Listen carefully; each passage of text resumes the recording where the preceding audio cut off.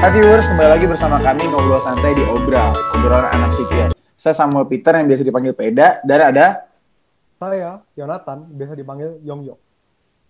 hari ini kita kedatangan seorang kakak yang menurut gue sendiri keren banget. Kakak ini udah menulis totalnya 3 buku ya, Yong. Dan yang menurut gue paling berkesan itu yang 7 hari 1500 mengelilingi Tibet. Bukan cuma nulis buku, kakak ini disertai dengan banyak track karir yang menurut gue inspiratif dan gak biasa ya, Yong. Tapi Bener keren banget sih, gitu.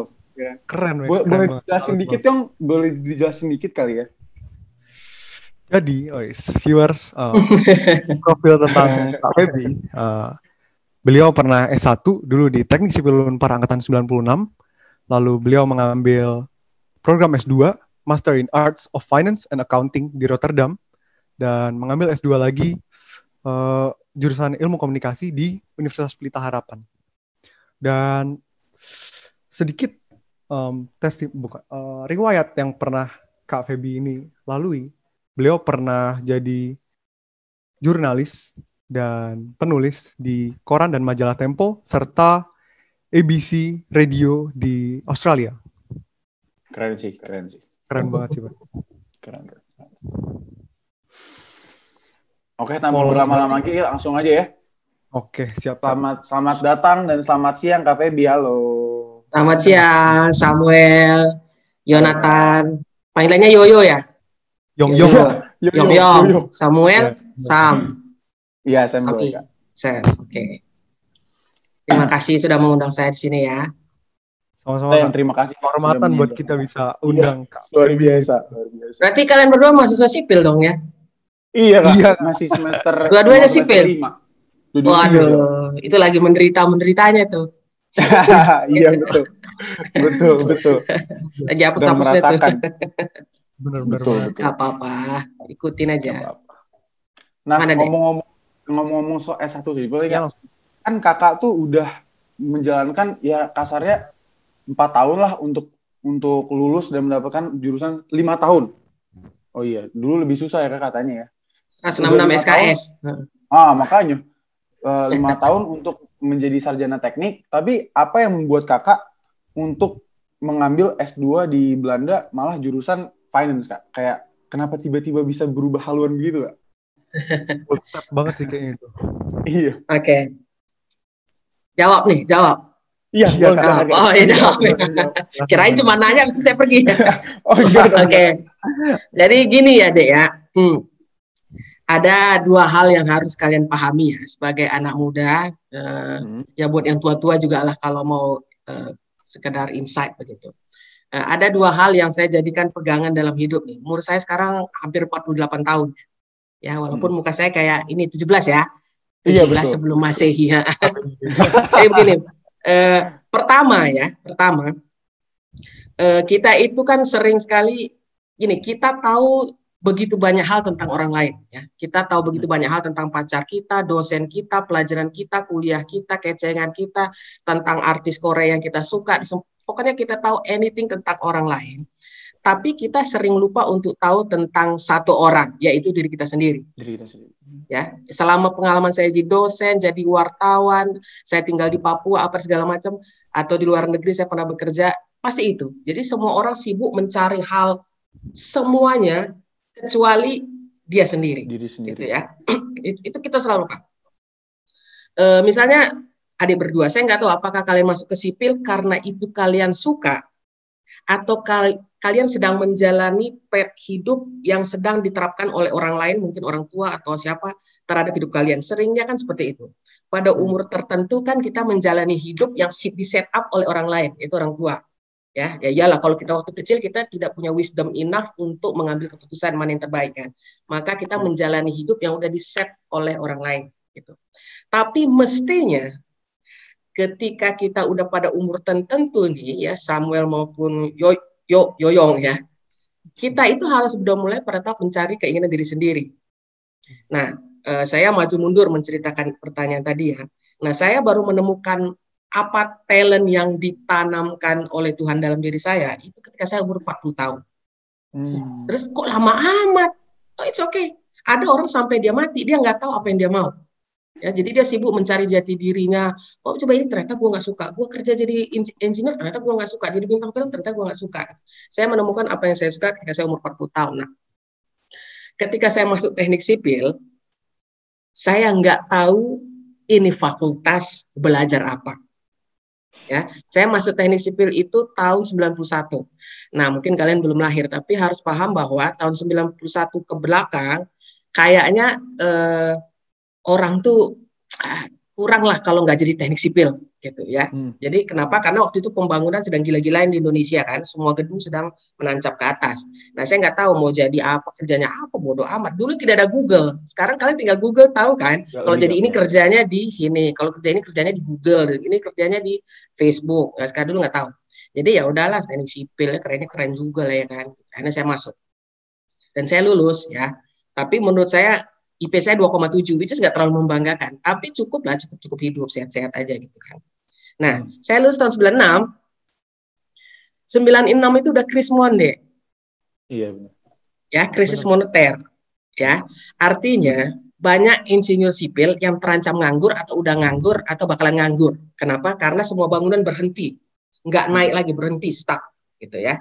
Nah, keluarga saya semuanya itu kuliahnya kalau nggak di ITB di UI ya, pokoknya semuanya yang universitas negeri kecuali saya yang swasta sendiri. Jadi somehow dalam hati saya tuh ngerasa nggak enak. Gila, bokap gue cuma dosen tapi kok kayaknya pengeluaran paling banyak buat gue nih gitu kan ya. Akhirnya saya pikir oke lah, udah lulus sipil Unpar yang nggak terlalu murah-murah juga, mahal juga nggak ya, pokoknya lumayan lah gitu dibanding negeri waktu itu kan. Pokoknya saya harus kerja. Oke, mau jadi apapun pokoknya saya harus kerja, jangan sampai gue minta uang ke orang tua karena udah nyusahin dia selama 5 tahun kuliah di swasta. Itu mindset saya ya. Nah, oh ya by the way yang pertama know yourself, nanti yang kedua SS. Ya, sambil jalan aja ya. Nah, kebetulan waktu itu Dek, majalah Tempo itu waktu itu masih DR namanya karena dia dalam posisi beredar. Pokoknya intinya dia sedang mencari wartawan. Ya. Jadi singkat cerita saya melamar dari sekian ratus orang, kemudian mengkerucut menjadi 20 sekian, mengkerucut menjadi 7-8 orang dan saya salah satu di antaranya. Nah, jadi singkat cerita saya menjadi wartawan. Wartawan yang liputannya ekonomi. Saya sarjana teknik sipil. Saya tiba-tiba harus meliput ekonomi makro. Jadi saya harus tahu apa itu inflasi, apa itu suku bunga, apa itu non-performing loan, dan segalanya. Saya harus tahu balance sheet. Sementara saya nggak tahu. Saya tahunya kan mekanika teknik. Ya kan? Nah, saya tanya teknologi baja, ya kan? Kuat geser, kuat tarik gitu ya kan? Nggak jelas begitu. Untuk apa hubungannya dengan financial? Tapi akhirnya ini yang beruntung buat kalian mahasiswa teknik adalah you got the logic. Karena teknik itu sebenarnya adalah logika. Ketika kalau logika kamu jalan, ilmu apapun sebenarnya kamu bisa pelajari karena you already start with the most difficult part, yaitu logic, gitu ya. Akhirnya ya nggak apa-apa lah, saya beli aja kamus Financial for Dummy. Akhirnya saya kalau ngeliput buka dan seterusnya. Ya, itu kemudian kurang lebih 6 tahun ya, 6 tahun. Selama perjalanan itu saya pikir gini, waduh gile, nggak bener nih. Masa kalau saya wawancara direktur, saya wawancara apa segala macam, kok kayaknya lebih pintar dia dari gue ya? Gitu. Itu nggak bagus. Apalagi saya wartawan Tempo ya, kerjanya investigasi. Adalah tidak bagus kita mewawancara seseorang, dia jauh lebih pintar daripada kita. Nggak bagus tuh, ya. Kita kayak ngerasa kayaknya dia bohong, tapi gue nggak bisa challenge, nggak bisa debat karena gue bego, gitu kan. Nggak bisa. Akhirnya saya mulai, satu-satunya cara adalah saya harus belajar lagi. Ya, akhirnya ya karena saya pikir ya udah ngapain, udah kuliahnya dulu kan Parahyangan bagus, paling nggak saya harus di luar negeri. Tapi saya nggak punya uang deh. Ya, wartawan itu bukan profesi untuk orang yang ingin kaya.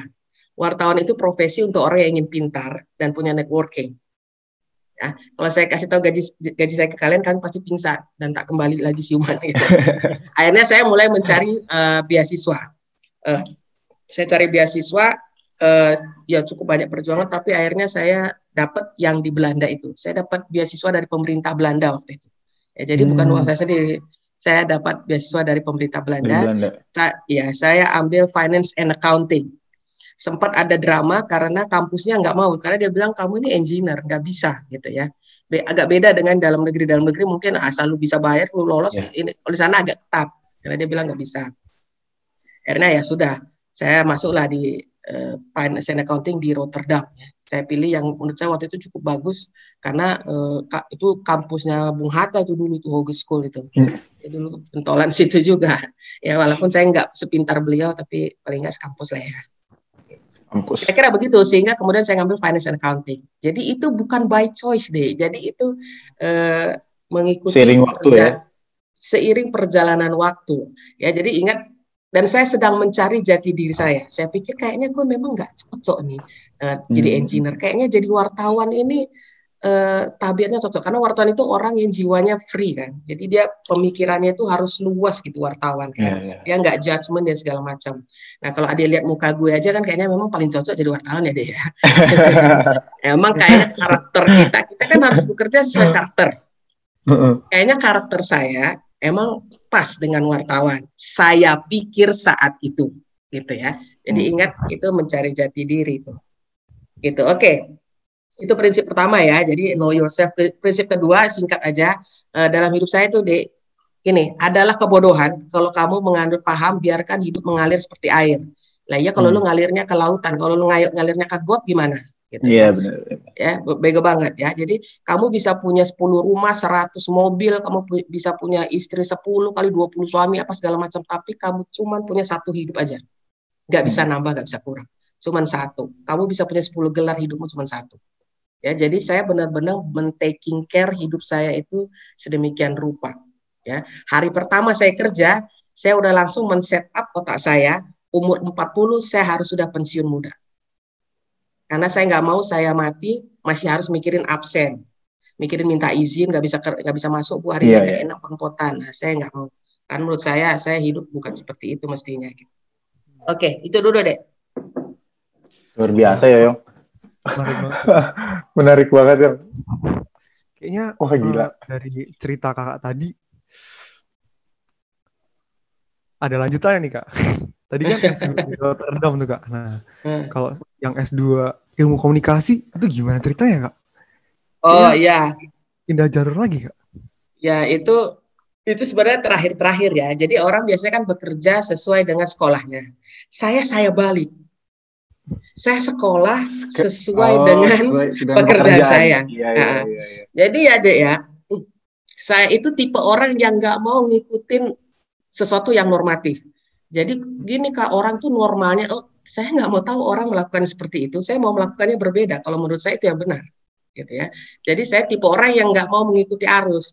Kalau orang kan ya, kalau udah kuliah gini ya jadi insinyur lah. Kalau begini, kalau udah susah-susah lu kerja di Belanda harus kerja di bank, gitu kan? Karena gila lulusan Belanda itu terkenal dengan ilmu finance-nya. Gitu. Pasti gampang sekali buat saya kerja di lembaga keuangan. Tapi kemudian saya temukan, oh jadi finance itu kayak begini toh. Oh jadi kayak begini. Saya tuh kayaknya bukan gue juga nih ilmunya gitu. Bukan gue juga gitu kan. Maksudnya saya menjadi lulusan pertama di kampus itu. Ya dan lulus di situ cukup susah loh ya. Jadi ada 3 anak Indonesia, 2 di drop out. Saya yang lolos. Saya yang selamat.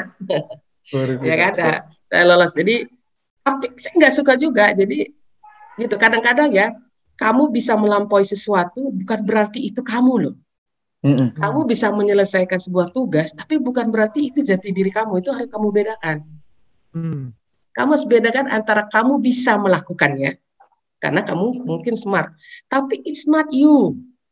Jadi kamu nggak merasa joyful, kamu nggak merasa it's not you, it's not your call gitu ya. Kamu tahu nggak apa bedanya kamu melakukan sesuatu karena itu calling atau dengan karena dapat duit doang gitu.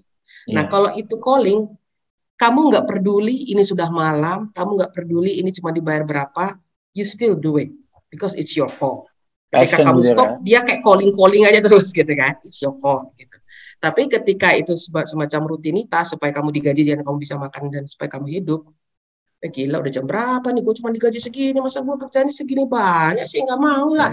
Itu dan tanda-tanda it's not your call. As simple as that gitu ya. Jadi akhirnya ya sudah, saya pulang dari Belanda, saya tetap beberapa tahun kemudian melanjutkan jadi wartawan ya. Tapi kemudian saya pikir, waduh, kayaknya terlalu simpel kalau hidup cuman melakukan satu pekerjaan. Jangan-jangan sebenarnya saya punya talent yang lain. Akhirnya dengan berat hati saya resign. Ya. Saya resign, kemudian saya saya kerja di 2 kaki. Jadi 1 kaki saya menjadi pengajar, di 1 kaki saya bekerja di sebuah institusi bergerak di bidang keuangan. Tapi saya menjadi bagian training manajernya lah, istilahnya begitu. Jadi saya mengajar. Nah di situ saya baru temukan, mulai merasakan sebenarnya jati diri saya itu adalah saya suka menulis dan saya suka mengajar. Ya, kenapa saya suka menjadi wartawan? Karena ada sebagian dari situ yang dilakukan oleh wartawan, yaitu menulis. Ya, makanya saya getol gitu, karena ada bagian yang sebenarnya natur saya yaitu menulis, dan saya suka berkomunikasi dengan orang, which is itu sebenarnya kan job desk utama wartawan, mewawancara. Tapi profesinya sendiri itu belum maksimal membuat saya cukup berbahagia, dan I am seeking for that happiness, gitu kan, ultimate happiness. Kemudian ya udah, saya singkat cerita kira-kira gini deh. Ketika kamu melakukan sebuah pekerjaan yang itu kamu banget, kamu akan melakukannya jauh lebih baik dari kebanyakan orang rata-rata. Itu pasti. Ya. Nah, ketika saya mengajar, orang itu bagus, terus kemudian dia mulai repeat. Dia mulai repeat order ketika dia pindah kantor. Nah, kalau yang ngajar itu tuh media atau komunikasi tuh ada tuh yang bagus tuh, namanya Feby Sihaan. Dia undang. Dia pindah lagi, dia panggil lagi. Tempat kerja yang lama memanggil saya. Lama-lama kayak MLM, tau nggak, jadi banyak. Jadi banyak banget gitu. Iya, kayak sistemnya kayak beranak pinak gitu kan. Dan word of mouth gitu. Nah, itu kemudian makin berkembang, networking, portfolio, sampai sekarang ya. Jadi saya jadi trainer itu udah 12 tahun, sampai akhirnya pekerjaan saya yang nyaman itu saya tinggalkan. Ya. Saya mulai mengajar ke NGO, LSM, dan beberapa pemerintahan. Ya. Terakhir saya ngajar di kantor staf presiden, di anti terorisme dan segala macam. Gitu. Nah, itu saya ngambil teknik communication science itu 4 tahun yang lalu. Ya, karena saya pikir saya udah tahu prakteknya, saya pengen tahu teorinya. Jangan-jangan ini prakteknya salah, pikir saya gitu kan. Jadi saya balik. Saya sekolah untuk membuktikan ini yang dilakukan ini benar apa salah. Terus saya mulai mengambil master ilmu komunikasi. Ilmu komunikasi. Bukan jurnalistik, ilmu komunikasi. Jadi sainsnya yang saya pelajari. Kenapa Samuel cara berbicaranya dan berkomunikasi in certain way yang berbeda dengan Yonatan. Apa yang membuat Samuel seperti ini? Kenapa engineer kalau kerja itu kurang cocok dengan orang dari divisi akunting? Kurang cocok dengan orang dari divisi ini. Apa yang membedakan? Gitu ya, dan seterusnya. Nah, itu kita pelajari di komunikasi. Semuanya seperti itulah. Silakan deh, saya kembalikan. Wah, luar biasa, Yong. Pengalamannya benar-benar nggak main-main. Iya, jam terbangnya memang beda ya. Bagi anak muda, wah, agak iya. Benar juga nih, jangan-jangan bukan panggilan nih. Jangan gitu deh, lulus dulu. Jadi mikir, iya lulus dulu Kak, harus itu harus. Pasti tanggung jawab. Terus Kak, berjalan dari situ, kenapa sampai akhirnya memutuskan untuk nulis buku Kak? Dari ngajar, training, terus menulis Kak? Oh, kalau buku pertama itu sebenarnya iseng-iseng ya. Buku saya pertama itu kan 7 hari 1.500 km mengelilingi Tibet ya. Gini deh. Jadi saya dari kecil itu suka membaca ya, karena bapak saya itu suka membelikan kita komik-komik. Saya nggak tahu apakah kalian paham Tintin itu, kalian tahu nggak Tintin? Tahu dong Kak. Tahu ya. Tahu. Kalau gitu kita sealiran ya, aliran sesat. Oke, Tintin, 5 Sekawan, Nina dan segala macam. Itu ngehits di zamannya lah pokoknya. Nah, kalau kalian suka Tintin, kalian pasti tahu ada yang namanya Tintin di Tibet. Tahu banget Kak. Tahu ya. Yang dia sebenarnya mencari temannya si Chang itu kan. Kemudian nyasar mana-mana begitu. Nah, saya ini ternyata adalah tipe orang yang otak kanan itu sesuatu yang imajinatif ya. Otak kanan saya ini kayaknya agak abnormal ya. Saya terlalu imajinatif. Ya, jadi kalian makanya be careful with what you read ya. Ketika saya membaca, you think you forget gitu ya, tapi sebenarnya dia tersimpan di otak bawah sadar kamu bawa puluhan tahun kemudian. Nah, ternyata setelah saya membaca itu, wah gila cakep banget Himalaya, ada namanya Yeti manusia salju. Padahal ternyata nggak ada, saya udah kesana nggak ada kan. Segala macam. Nah, tapi itu nempel, ya kan nempel. Dan banyak bacaan-bacaan yang lain. Nah, tapi kan saya kan nggak punya duit, nggak ada waktu dan segala macam. Sampai kemudian pada satu masa tahun 2014, gue pengen banget nih. Dan udah ada Air Asia yang memungkinkan kita pergi kemana aja dengan tidak terlalu mahal. Saya mulai nih recalling mimpi masa kanak-kanak, di recall lagi kan. Saya gue harus pergi ke Himalaya. Ini cinta mati gue nih. Himalaya ini cinta mati gue. Karena semua sumber, selain kutub utara, kutub selatan, ada kutub ketiga yaitu Himalaya. Karena dia aliran sungainya itu menjadi sungai Gangga, sungai Yangtze, sungai ini segala macam, yang kemudian menjadi sumber peradaban manusia pertama. Sumber manusia pertama. Makanya dia dibilang the third pole. Gitu ya. Nah, terus gue harus ke Himalaya. Terus akhirnya ya udah saya cari-carilah orang yang cukup gila untuk, karena itu cukup beresiko karena naik ke ketinggian yang kadar oksigennya cuma 70% kan. Jadi kalau nggak ini kita bisa mati karena penyakit yang kurang oksigen sampai ke otak itu. Terus ada beberapa yang mundur apa segala macam. Oke, akhirnya 5 orang dan kita pergi ke Tibet road trip. Ya, karena saya adalah tipe traveler yang suka menyusuri, jadi bukan sesuatu yang challenging fisik, tapi saya suka melihat perubahan kontur, terus berhenti bercakap-cakap dengan orang dan seterusnya begitu. Nah, akhirnya saya selalu road trip. Akhirnya ya sudah, saya pergi ke lewat Nepal, kemudian mulai road trip dengan jeep sampai ke ketinggian 5.000 ke mendekati Everest Base Camp 1 lah waktu itu. Ya, kita melakukan road trip dan ternyata itu jauh lebih sulit yang kita duga, karena dia makin menaik, tapi setiap sekian ratus meter kita diberhentikan tentara bersenjata, terus kemudian naik berhentikan lagi tentara bersenjata lagi. Pokoknya ajaib-ajaib banget lah, karena itu daerah terlarang kan. Nah, kita nggak tahu karena itu bukan destinasi yang orang sering pergi, kemudian menuliskannya di blog, jarang. Jadi kita nggak ada referensi. Jadi saya pikir, wah ini bagus juga, gue pulang gue tulis bukunya nih, gitu kan. Jadi orang ngerasain kalau ke sana itu, kalian udah siap-siap diberhentikan, ada aklimatisasi, kalau enggak lu berdarah-darah, kayak saya berdarah semua kan, nggak bisa bernapas, apa segala macam begitu. Akhirnya saya tulis bukunya, terus kira-kira mau diterbitkan nggak ya, gitu ya. Saya iseng-iseng, selesai saya kirim ke PBK, penerbit buku Kompas Gramedia. Nah, ternyata menurut mereka, wah ini menarik, karena saya menulisnya dalam buku travel dalam konsep drama, ada dialog. Biasanya buku travel kan, hotel murah, ini murah, segala macam. Saya bikin dialog. Jadi kayak ada tokohnya, ada dramanya, dan seterusnya. Nah, ternyata menurut mereka menarik diterbitkan. Nah, buku pertama dan ketiga itu saling nyambung deh. Jadi ternyata cinta pertama saya ke Tibet itu berlanjut, ya, ada kelanjutannya. Yunan ya? Iya, ya. Jadi saya mungkin satu di antara sedikit orang Indonesia yang kayaknya kebangetan banget ke Himalaya itu kayak gitu. Jadi yang pertama saya udah melalui South dan North ya. North Face itu kan Tibet, South Face itu Nepal. Kali saya kedua saya East-nya. Jadi saya pergi ke Shangri-La, Yunan. Saya Yunan lalu menyusuri sisi timur Himalaya ya. Sisi timurnya ini udah. Nah, terakhir saya ke Kashmir. Itu West Himalaya. Jadi saya udah dari atas, bawah, udah semuanya kanan, ya? Udah semua. Iya. Jadi udah kalau semua. Orang mau pergi ke Himalaya, tanya saya mau yang paling bagus, paling murah, paling nggak menarik, atau mau paling siap mati mau yang mana? Gitu. Saya pasti jawab Western, gitu karena Western, ya? Kashmir yang paling bagus dan paling inilah makjlub lah pokoknya. Gitu. Jadi buku pertama saya dan ketiga itu tentang perjalanan saya ke Himalaya, kali pertama dan kali kedua.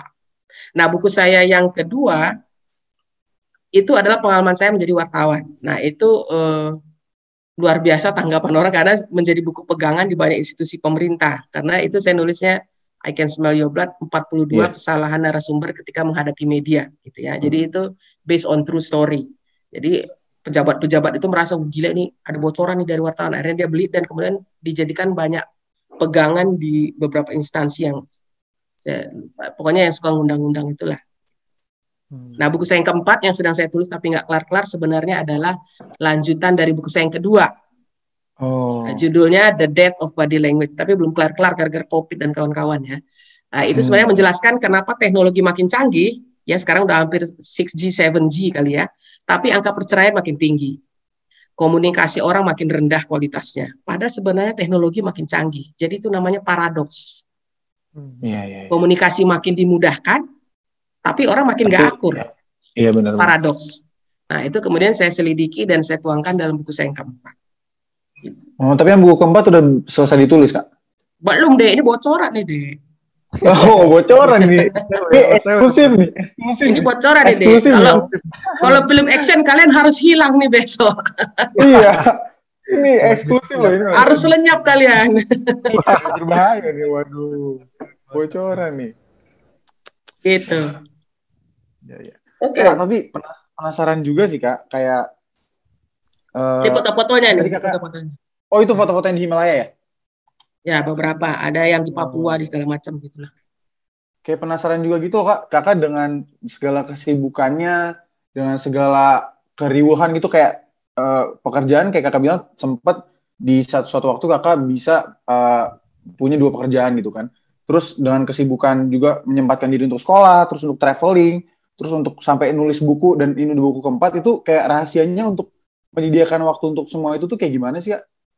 Balance banget kayak life-nya. Iya, dengan semua kesibukan itu tetap bisa manage buat ya bisa ini ono sampai akhirnya ya bahagia banget gitu kelihatannya, ya nggak sih, Om? Setuju banget, Pak. Setuju ya, banget. karena saya melakukan apa yang saya suka deh. Ya. Iya. Ketika kamu melakukan apa yang kamu suka, nggak ada istilah try and error. Every time you try, itu pasti the best. Gitu. Jadi dengan kata lain, ada waktu yang menjadi lebih efektif kan? Coba deh kamu bayangkan ya, kamu disuruh oleh orang tuamu melakukan sesuatu yang nggak suka, misalnya masak nasi goreng lah gitu ya. Kan kayak apaan ya, salah. Nggak enak nih, coba lagi katanya. Akhirnya kamu buang waktu. Tapi kemudian bandingkan skenario kedua, kamu itu tanganmu itu udah tangan dingin masak nasi goreng. Begini aja langsung jadi sekali. Akhirnya kamu melakukannya dalam 2 menit. Yang satu lagi 30 menit nggak enak pula kan. Nah, dan kamu nggak di repeat order karena nggak enak. Nah, kamu kan punya ekstra 28 menit sehingga kamu bisa melakukan hal-hal yang lain. Itu bedanya ya. Jadi makanya saya bilang yang pertama, kamu harus temukan kamu itu suka apa. Nah, orang kan tanya kemudian caranya gimana, Kak? Gini deh ya. Orang nggak akan pernah tahu restoran apa paling enak kalau kamu cuman makan di satu restoran saja. Ya, kamu harus mencoba sebanyak-banyak hal baru dalam hidupmu untuk kamu bisa define this is me. Ini saya. Ternyata saya walaupun dari segi gengsi lebih bergengsi jadi engineer, tapi ternyata the best part of me adalah ketika saya jualan online. Orang kan gitu, tapi itu the best saya, gitu.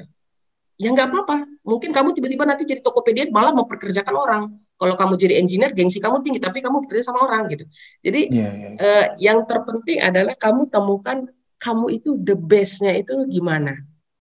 Ya, ketika kamu udah itu, dan gini Dek, kalau saya boleh kasih saran buat anak-anak muda ya, jangan terlalu banyak membuang waktu untuk hal-hal yang terlalu sifatnya emosional. Misalnya, karena saya punya banyak mahasiswa, saya selalu katakan hal-hal yang buang waktu untuk orang yang seumuran kepala 2 itu apa? Urusan asmara.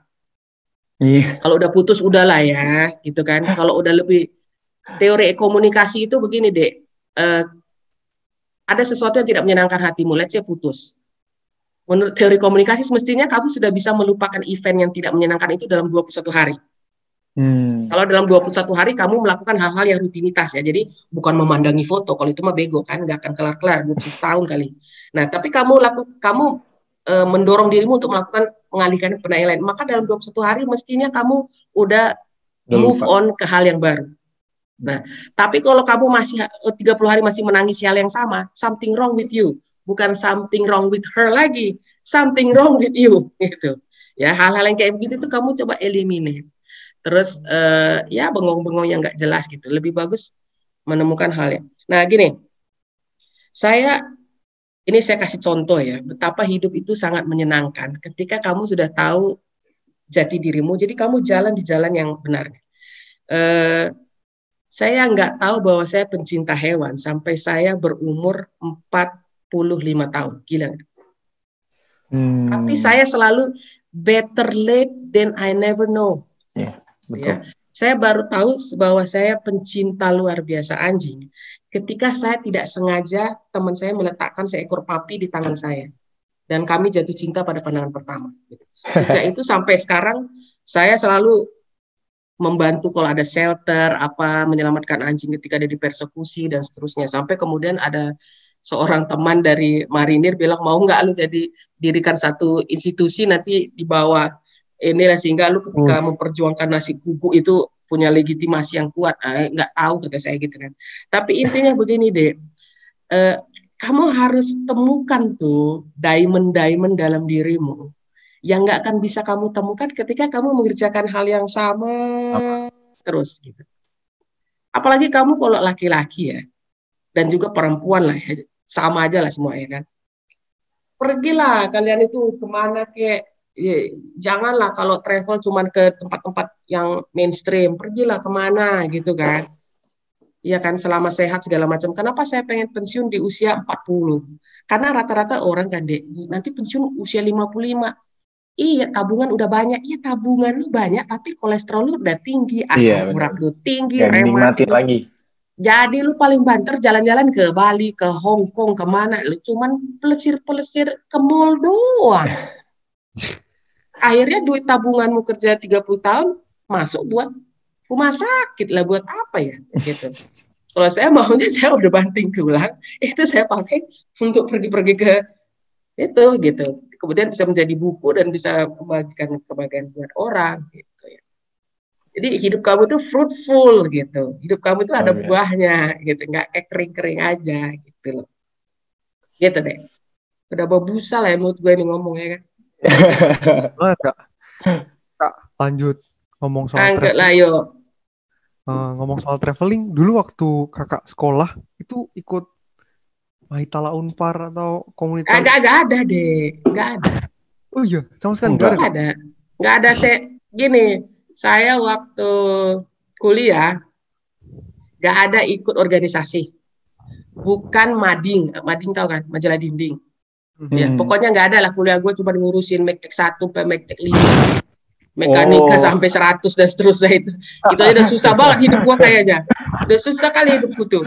Udah gak usah lagi masuk himpunan itu gitu kan. Gak ada nih ya. Tapi it's okay. Kan ini berarti Yonatan berpikir seperti orang kebanyakan. Bahwa kalau suka travel mestinya dia dulu Mahitala. Kalau dia penulis berarti enggak deh. Nggak kayak gitu ya. Jadi kadang-kadang ketika ada teman menawari sesuatu, lu mau nggak gini? Gua nggak pernah loh. Kalau kamu base-nya adalah saya nggak pernah, maka saya nggak mau melakukan, ya kamu nggak akan beranjak-beranjak. Kan selalu ada saat pertama dalam hidup seseorang. Betul. Orang mungkin saat pertamanya ketika kuliah, ya udah itu dia. Kalau gue kagak, gue suka alam itu ketika umur gue 40, emang kenapa gitu kan? Gitu, it's okay deh, it's okay gitu ya. Gambar pemandangan itu nggak harus 2 gunung matahari di tengah kayak yang Pak Tino Sidin itu, enggak. Memang 200 juta manusia kalau disuruh gambar pemandangan seperti itu. Lah kamu gambar aja surrealis, naturalis gitu kan. Nggak apa-apa. Salah, kata siapa salah bilang gitu ya. Jadi mindset deh ya, mindset. Kamu harus punya free mindset. Kamu cuma punya satu hidup deh. Satu. Dan yang the worst part adalah kamu nggak tahu kapan dia diambil. Kamu kebayang nggak kamu cuma punya satu barang yang sangat menopang kamu hidup karena itu adalah hidup kamu sendiri. Dan kamu nggak tahu kapan dia diambil. Jadi ketika saya hari pertama kerja saya langsung berkata, mendoktrin diri saya sendiri, saya harus pensiun dini di kepala 4. Supaya ketika tabungan gue cukup, kaki gue masih kuat untuk gue travel, gue masih bisa menjadi value buat orang ini. Sampai umur tertentu, mencari uang, it's okay. Tapi pada umur tertentu, masa masih mencari juga sih? Kamu justru harus meng-create value dong. Ya kan, haruslah gitu. Itu namanya peningkatan hidup. Nah, ketika saya bilang, saya harus, itu sama, saya mikirnya gini, kalau Lim Sul Yong aja punya satu perusahaan dia membuat strategic plan-nya setiap tahun sampai susah banget, RUPS lah apa segala macam berhari-hari, padahal itu benda mati. Masa saya punya sesuatu yang sangat berharga, saya nggak punya blueprint-nya. Nah, itu benar-benar, itu gunanya saya jadi wartawan keuangan kali ya, dibikin Tuhan ya. Saya membuat strategic planning untuk hidup saya. Setiap 12 tahun saya harus sekolah yang degree, artinya ada masternya. Tapi setiap tahun saya harus ngambil kursus, terserah mau ada ijazah kayak apa, nggak ada. Pokoknya ada peningkatan ilmu. Saya harus punya soft skill, entah itu apa, terserah berenang atau segala macam. Tapi saya harus beranjak, itu nggak stay. Nah, itu saya bikin tuh. Pada segini saya harus mulai memikirkan investasi, pada sekian segini saya harus punya fixed asset, pada sekian segini saya gini, pada umur segini saya harus sudah mulai memberi kepada orang dan seterusnya. Jadi saya punya blueprint untuk hidup saya, seperti Lim Sulyong dan konglomerat punya blueprint untuk perusahaannya. Orang bilang berlebihan, terserah, yang pasti perusahaan itu benda mati. Yang saya punya itu benda hidup. Hanya orang bodoh yang menganggap sesuatu yang lebih berharga, tapi memperlakukannya seperti barang rongsokan. Itu dia bodoh. Berapapun degree-nya, dia orang bodoh. Begitu kira-kira. Wah, luar biasa ya. Salut banget. Luar biasa banget sih. Itu deh. Hidup itu menarik deh ya. Hidup itu menarik. Jadi kalau ada orang kemerengut apa segala macam, saya tuh bingung. Something wrong how you treat your life. Bukan other treat your life. Others itu urusan mereka deh. Dia kalau dia nggak memikirkan saya, ya iyalah dia, kamu ya kamu gitu. Jadi jangan salahkan orang ketika orang tidak memikirkan hidup kamu. Ya dia, kamu ya kamu gitu. Jadi kamu harus memperlakukan hidupmu itu seserius mungkin, karena kamu cuma punya satu dan kamu nggak tahu kapan itu diambil. Jadi tolong jangan ada prinsip hidup saya seperti air yang mengalir. Kesannya kayak bijak ya. Blow on itu. Blow on itu gila. Gila itu, kata saya mah luar biasa. Gitu deh. Wah, luar biasa sih. Kak, tapi kalau dari waktu di sipil Unpar sendiri ada kenangan-kenangan atau memori yang benar-benar kayak membekas gitu nggak? Yang kayak nggak lupa sampai sekarang? Ada, ketika ospek ya. itu dia. Ketika ospek itu macam minum air kencing sendiri. Ada ospek tuh ya. Ospek itu kan di Ranca Upas tuh ya. Pokoknya yang tinggi banget itu lah, kemah-kemah itu. Udah nggak ada air, terus nggak ada apa segala macam. Terus tiba-tiba dikasih makan ember. Pas gue lihat, gila ini tadi. Sempat saya lihat kan, ini si abang-abang ngambil air dari tempat gue kencing tadi. Ini berarti gue minum kencing gue sendiri. Waduh, kacau. Wah, kacau banget. Iya, hal-hal kayak gitulah. Tapi hal-hal yang lain lah, kemudian dan seterusnya. Tapi gini loh, entah kalian nanti sekolah lagi linier atau tidak linier, percayalah apa yang kalian pelajari itu tetap worth something gitu ya. Jadi ada orang bilang, sia-sia dong ilmu lu di sipil, Feb. Enggak. Kalau saya nggak kuliah sipil, mungkin saya nggak akan jadi lulusan yang pertama di HES Rotterdam itu. Karena modal saya untuk mengerti profesor ini cerita adalah pure logika. Dan teknik sipil itu kenceng sekali logikanya. Itu kenceng. Karena kamu belajar kalkulus sampai banyak banget, fisika sampai banyak banget, dan it's all about balance kan. Sigma Fx harus sama dengan sigma Fy, dengan sigma Fz, kalau nggak bangunan lu runtuh. Loh, itu sama aja di dalam akunting, aset, liability, apa segala macam harus sama. Itu logika yang sama. Gitu. Jadi logika itu saya pakai untuk memahami si profesor ini ngomong. Walaupun dia ngomong finance, yang ini ngomong baja, tapi logikanya sama. Logika itu kan cara berpikir, gitu ya. Itu sama. Jadi nggak ada ilmu yang sia-sia, gitu. Nah sekarang saya kan sebenarnya saya sedang berniat untuk menulis disertasi ya, karena beberapa dosen saya di S2 itu udah menurut mereka sebenarnya tesis saya itu sebenarnya udah cocok jadi disertasi gitu, karena udah sangat komplit, tinggal nambah satu chapter aja udah jadi disertasi gitu. Jadi udah benar-benar inilah. Nah, cuman saya bilang, tapi saya mau, nah again ya, Yoyong ya, Saya tidak berpikir seperti orang yang normal. Kalau orang normal kan, oke, kamu mau ngambilnya dokternya bidang komunikasi, bidang finance, atau bidang sipil. Itu pertanyaan orang normal. Tapi saya abnormal. Saya justru berpikir lain. Kenapa nggak saya gabungkan aja 3 ilmu ini? Nggak pernah ada di dunia menggabungkan 3 ilmu ini. Karena 3-tiganya mempunyai dasar yang berbeda. Teknik, finance, sosial. Saya gabungkan aja. Karena dari apa yang saya pelajari dan saya ikutin dalam hidup ya, numbers itu communicate. Angka itu mengkomunikasikan pesan. Makanya orang bikin laporan keuangan itu bisa sampai berbulan-bulan. Kenapa? Padahal kan udah ada angka-angka tinggal ditambah-tambahkan. Enggak. Karena dia ada sebuah pesan terselubung kenapa angka yang ini disembunyikan, angka ini ditampilkan. Artinya, angka itu bisa mengirimkan pesan. Nah, saya pikir kenapa nggak gue bikin aja tuh disertasi keren tuh pasti, gitu kan? Menggabungkan 3 ilmu sekaligus, gitu. Tapi ya itu deh, buku aja belum kelar ya kan? Ditunggu sih Kak buku yang keempatnya ditunggu banget.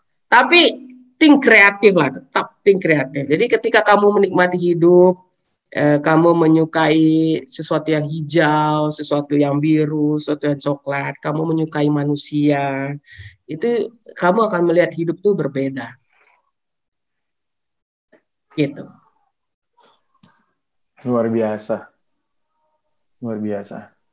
Kayak, wah, kalau dari kakak deh, kayak kata-kata yang benar-benar, apalagi buat kita generasi muda yang kayaknya bener sih Kak, kayaknya orang, apalagi mahasiswa-mahasiswa di Indonesia tuh banyak banget yang mikirnya masih bener kayak kakak bilang kayak linear gitu. Jadi kita tuh hidup in a certain way yang kayak ibaratnya udah ada ordernya, kita ngikutin gitu. Kayak ada pesan nggak buat kita ibaratnya generasi muda juga supaya kayak kita harus berani to take the big step gitu loh untuk berbeda gitu.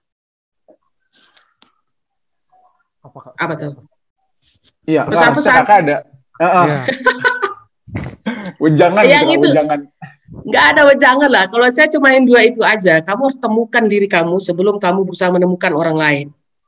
Ya, kan orang gini, saya mau menemukan jodoh saya, Kak. Belahan hati saya. Ya elah, diri lu aja belum lu temukan gitu kan. Itu cikal bakal lu menikah juga ntar lu bakal ribut karena lu sibuk menemukan orang, lu nggak temukan diri lu sendiri. Jadi temukan dulu diri kamu itu. Value kamu itu apa. Baru kedua, kamu harus tahu bahwa kamu cuma punya 1 hidup. Itu bukan cuman ya bener, bukan cuma iya bener, tapi di benak gitu loh, langsung gitu.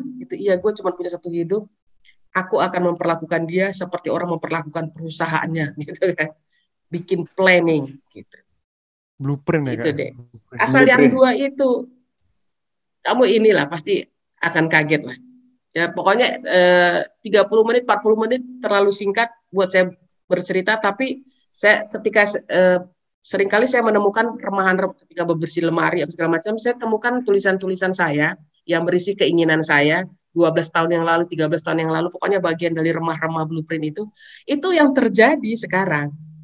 Gitu. Jadi somehow dia terekam di otak bawah sadar saya dan dia mendrive saya gitu loh. Gitu. Jadi jangan kamu harus ini kan gitu, harus define kamu itu maunya apa, mau segini apa, mau apa segala apa gitu. Jangan biarkan mengalir. Nanti habis kerja di sini mau ngapain? Ya lihat ntar lah. Waduh. Ngikut kayak air aja ntar nabrak batu. Baru masuk got bau dah. Masuk got baru gitu. Masuk got. Wah. Buat summarize diskusi hari ini Kak, bener banget tuh viewers. Yang pertama, kita sebagai generasi muda ini harus know yourself. Kayak Kak Feby. Di umur berapapun mungkin terlambat nggak apa-apa, daripada nggak sama sekali, bahkan sampai mati pun kita nggak tahu apa yang kita sukai, apa yang kita mau kejar, dan apa panggilan hidup kita. Menyesal banget sih. Dan yang kedua, kalau Kak Feby bilang tadi, jangan cuman ngikut kayak air, ngalir doang. Karena nggak ada rencana, nggak ada tujuan ya. Nanti kalau nabrak batu, baru masalah. Oh, satu lagi boleh ya, Dek ya? Boleh Kak, boleh banget. Kenapa poin nomor 1 itu super penting? Ketika kamu tahu apa yang kamu mau, kamu nggak akan galau ketika orang memberikan pilihan. Seperti ini deh. Jadi kan saya banyak mengajar ya, dan ternyata puji Tuhannya bagus gitu, banyak orang suka. Akhirnya kan dia melebar, portfolio saya itu melebar gitu kan. Akhirnya perusahaan yang saya bekerja, kan tadi saya cerita saya ada di 2 ya kan. Saya dipanggil, saya dikasih pilihan. Waktu itu posisi saya sangat bagus ya, managerial level gitu, sangat bagus. Dan saya baru pulang dari Papua. Waktu itu mungkin pulang pergi total 6 bulan lah gitu, masuk ke pedalaman Papua yang paling pedalaman, yang orang kayaknya nggak mau pergi ke sana gitu untuk mengajar ya.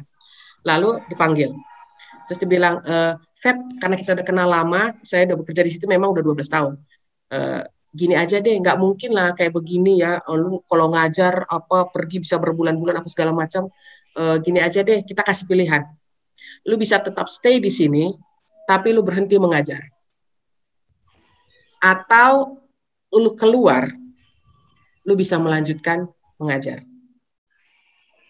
Ya Dek ya, kamu tahu nggak sih, itu buat sebagian orang itu susah banget antara kenyamanan dengan passion.